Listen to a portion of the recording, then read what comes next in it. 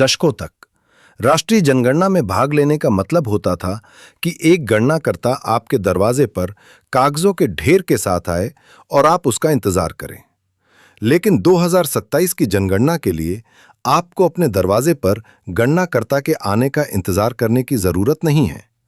आप अपने घर बैठे ही अपने परिवार का डेटा डिजिटल रूप से जमा कर सकते हैं। ऐसा करने के लिए आप नए सेल्फ एन्यूमरेशन पोर्टल se.census.gov.in का उपयोग करेंगे। यह पोर्टल आपके राज्य या केंद्र शासित प्रदेश के लिए एक विशेष 15 दिवसीय अवधि के लिए खुलता है, ठीक उस समय से पहले जब स्थानीय गणनाकर्ता अपने भौतिक सर्वेक्षण शुरू करते हैं। लॉगिन करने से पहले आपको 3 चीजें तैयार रखनी होंगी। पहली, टेक्स्ट मैसेज प्राप्त करने के लिए एक सक्रिय मोबाइल फोन। दूसरी, परिवार के भीतर यह आपसी निर्णय कि घर के मुखिया के रूप में किसे सूचीबद्ध किया जाएगा। और तीसरी, आपके घर के निर्माण सामग्री और बुनियादी संपत्तियों व सुविधाओं की सामान्य समझ। इन विवरणों को पहले से इकट्ठा करके आप डिजिटल फॉर्म को तेजी से भर पाएंगे और सुनिश्चित करेंगे कि हर चरण में आपके पास पोर्टल द्वारा मांगी गई सटीक जानकारी हो। पहला चरण है प्रमाणीकरण। जब आप पोर्टल पर पहुंचते हैं तो ड्रॉप डाउन मेनू से अपने राज्य या केंद्र शासित प्रदेश का चयन करें और स्क्रीन पर दिखाए गए कैप्चा कोड को दर्ज करके अपनी सत्र की पुष्टि करें। यह इंटरफेस प्रारंभिक सेटअप स्क्रीन है। यहां आप घर के मुखिया का नाम टाइप करेंगे। इसके बाद एक अनिवार्य मोबाइल नंबर दर्ज करेंगे। आप एक ईमेल पता भी दे सकते हैं, हालांकि वह वैकल्पिक है। अपनी वर्तनी और अंकों को सावधानीपूर्वक दोबारा जांच लें। इस स्क्रीन पर दर्ज किया गया नाम, मोबाइल नंबर और ईमेल स्थायी होते हैं। प्रक्रिया के बाद के चरणों में आपको इन्हें संपादित करने का विकल्प नहीं मिलेगा। जब आप इन विवरणों की पुष्टि कर देंगे तो सिस्टम आपके मोबाइल फोन पर एक वन टाइम पासवर्ड OTP भेजेगा। अपनी पहचान सत्यापित करने के लिए उस OTP को दर्ज करें। इसके बाद आप पोर्टल के लिए अपनी पसंदीदा भाषा चुनेंगे। इस मेनू में लॉक संकेतक पर ध्यान दें। आपकी प्रारंभिक लॉगिन जानकारी की तरह भाषा का चयन भी सबमिट करने के बाद स्थायी रूप से लॉक हो जाता है। इसके बाद सभी प्रश्न उसी चुनी हुई भाषा में होंगे। इन प्रारंभिक इनपुट्स को ध्यान से जांचने में थोड़ा अतिरिक्त समय लगाने से यह सुनिश्चित होगा कि आप महत्वपूर्ण अपडेट नोटिफिकेशन से वंचित न हों या किसी अपरिचित भाषा इंटरफेस में फंस न जाएं। अब हम आपकी भौगोलिक लिंकिंग स्थापित करते हैं। आप अपने मानक स्थान विवरण दर्ज करेंगे, जिला, पिन कोड और गांव या वार्ड या लैंडमार्क। अपना पता टाइप करने के बाद आप सर्च बटन दबाकर मैप में अपने घर को खोज सकते हैं। डिजिटल लोकेशन पिन को खींचकर सीधे अपने घर पर रखें।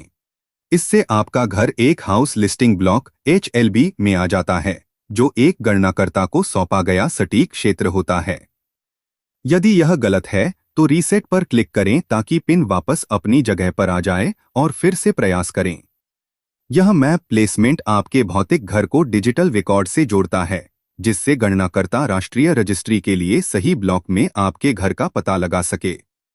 स्थान बिल्कुल सटीक होना आवश्यक नहीं है, यह आपके घर के पास भी हो सकता है। आपका स्थान सेट हो जाने के बाद वास्तविक सर्वे शुरू होता है। आप प्रश्न संख्या 4 से 34 तक के उत्तर देंगे, जो आपके घर की भौतिक संरचना, उसमें रहने वाले सदस्यों और उपलब्ध परिसंपत्तियों व सुविधाओं को कवर करते हैं। कुछ प्रश्नों के लिए विशेष परिभाषाओं की आवश्यकता होती है। उदाहरण के लिए, जब आपसे आपकी दीवारों के सामग्री के बारे में पूछा जाता है, तो आपको सतह के नीचे की मुख्य संरचनात्मक सामग्री की पहचान करनी होती है, जैसे ईंट या कंक्रीट। बाहरी प्लास्टर इसमें शामिल नहीं होता। इसी तरह आपके रसोई घर में व्यक्तिगत वाटर प्यूरिफायर या RO सिस्टम होने का मतलब यह नहीं है कि आपके घर की जल आपूर्ति को शुद्ध ट्रीटेड वर्गीकृत किया जाएगा। शुद्ध जल का अर्थ केवल उस पानी से है जो पाइपलाइन तक पहुंचने से पहले नगरपालिका स्रोत पर शुद्ध किया गया हो। इन तकनीकी बातों को समझने के लिए किसी प्रश्न के पास दिए गए छोटे सूचना इन्फॉर्मेशन आइकन को देखें। इस आइकन पर कर्सर ले जाने पर एक टूलटिप खुलता है, जो तुरंत आधिकारिक परिभाषाएं प्रदान करता है ताकि आप ठीक ठीक समझ सकें कि जनगणना क्या पूछ रही है। अधिक जटिल परिस्थितियों के लिए, जैसे बिना कंक्रीट की छत वाले बाथरूम को कैसे वर्गीकृत किया जाए या कोई अस्थायी अतिथि निवासी माना जाएगा या नहीं, आप बिल्ट इन FAQ सेक्शन का उपयोग कर सकते हैं।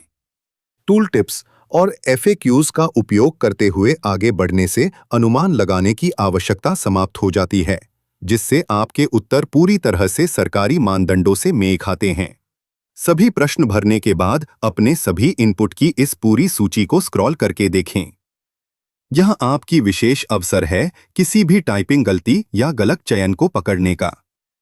यदि आपको कोई गलती दिखाई देती है, तो पेज के नीचे दिए गए बैक बटन का उपयोग करके पिछले सेक्शनों में जाएं और अंतिम सबमिट बटन पर क्लिक करने से पहले डेटा को सुधारें। इन विवरणों की अंतिम बार पुष्टि करना सुनिश्चित करता है कि आपके द्वारा सबमिट की गई जानकारी आपके रिकॉर्ड से मेल खाती है, इससे पहले कि वह आधिकारिक डेटाबेस का हिस्सा बने। एक बार सबमिट करने के बाद पोर्टल एक अद्वितीय 11 अंकों की self enumeration ID SEID generate करता है, जो आपकी स्क्रीन पर दिखाई देती है और आपको टेक्स्ट मैसेज के माध्यम से भी प्राप्त होती है। आपको इस ID को सुरक्षित रखना होगा। इसे सुलभ रखें, क्योंकि जब स्थानीय गणनाकर्ता आपके घर आएंगे तो आपको यही कोड उन्हें भौतिक रूप से दिखाना होगा। जब वे आते हैं तो गणनाकर्ता HLO मोबाइल ऐप में SEID दर्ज करेंगे। इससे आपके द्वारा प्रदान किया गया डेटा तुरंत सिंक हो जाता है और गणनाकर्ता को आपका सर्वे पूरा करने में मदद मिलती है। यदि आपको किसी डेटा में संशोधन करना हो तो आप गणनाकर्ता को बताकर ऐसा कर सकते हैं। अपनी जानकारी ऑनलाइन सबमिट करके और अपना SEID साझा करके आप एक लंबे भौतिक इंटरव्यू को कुछ सेकंड के सरल डिजिटल प्रक्रिया में बदल देते हैं। यह सेल्फ इन्यूमरेशन पहल न केवल घरों के लिए प्रक्रिया को आसान बनाती है, बल्कि इससे प्राप्त डेटा की गुणवत्ता, अर्थपूर्णता और समयबद्धता भी बेहतर होने की अपेक्षा है। और जैसा कि हम सभी जानते हैं, सटीक और समय पर जनगणना डेटा देश के विकास के लिए सही योजना, संसाधनों के उचित आवंटन और प्रभावी नीतियों की आधारशिला होता है। तो आइए इस राष्ट्रीय पहल में अपना योगदान